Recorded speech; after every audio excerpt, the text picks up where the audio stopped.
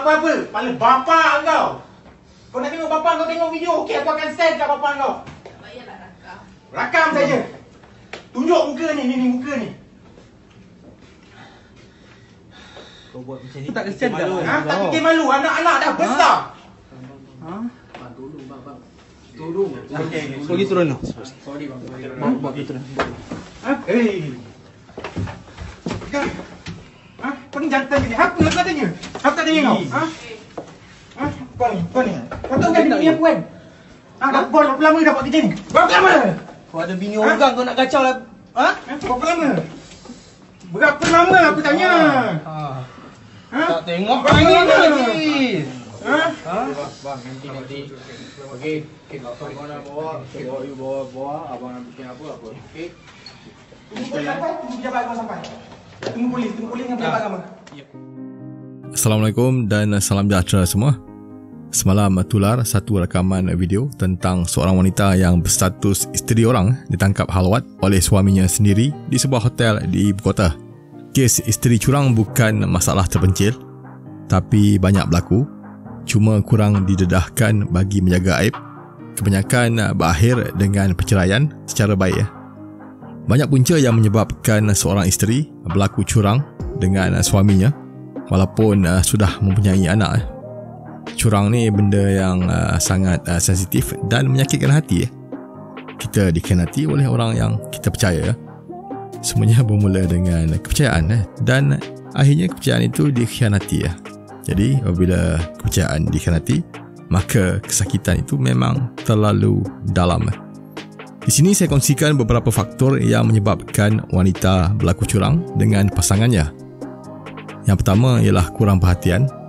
Wanita memerlukan perhatian yang terlampau banyak. Jika tidak, mereka mula berasa bosan dan berasa tidak dihargai.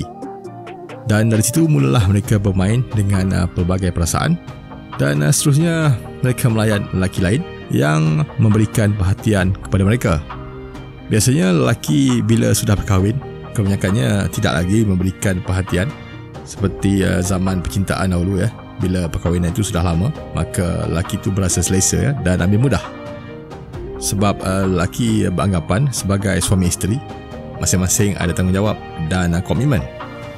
Lelaki mungkin sibuk dengan kerjaya, sibuk mencari rezeki untuk keluarga sehingga isteri berasa terabai, ada yang berasa seperti tunggul.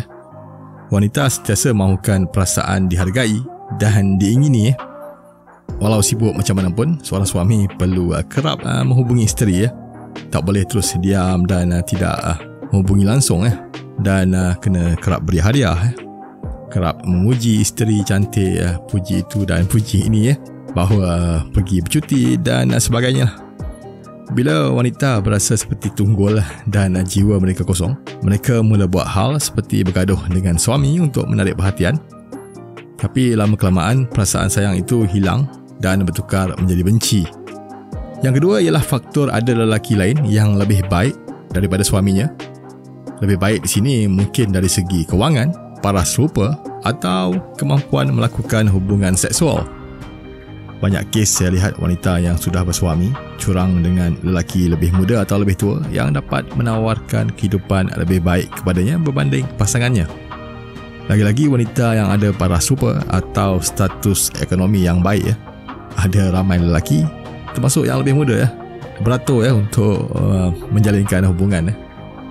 Saya pernah lihat kawan saya, seorang perempuan bercerai dengan suaminya yang ada harta tapi sudah berusia dan dia berkahwin dengan seorang lelaki yang jauh lebih muda daripadanya. Beza umur mereka lebih kurang 10 tahun. Yang ketiga ialah faktor lelaki curang, hisap dadah atau ada masalah panas baran atau kaki pukul.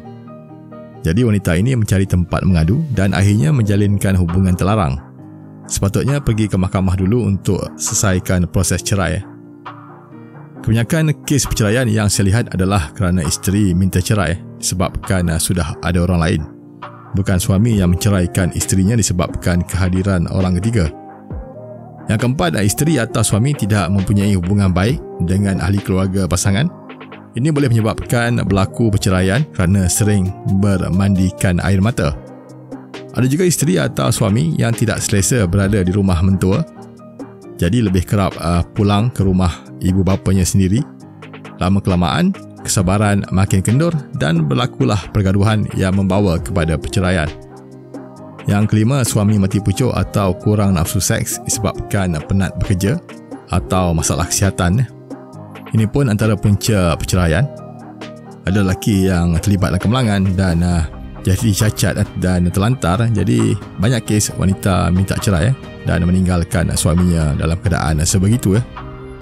Yang keenam, isteri tiba-tiba jadi benci dengan suami. Ada macam-macam alasan.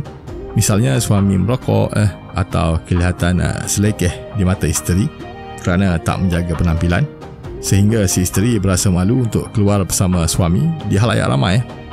Saya rasa ini sebenarnya lebih kepada alasan sebab wanita itu mungkin dah ada orang lain. Jadi bila seorang perempuan tu dah ada orang lain, dia akan berubah perangai dia. Dia akan nampak serba tak kena pada pasangannya. Itulah sebahagian punca pasangan curang dalam rumah tangga yang saya boleh fikirkan. Kalau hendak cerita satu persatu, mungkin terlalu banyak. Mungkin korang ada pandangan berbeza atau pengalaman sendiri. Jadi kalau ada perempuan yang boleh kongsikan pandangan di sudut perempuan, mungkin lebih tepat. Terima kasih kerana menonton. Assalamualaikum dan salam sejahtera.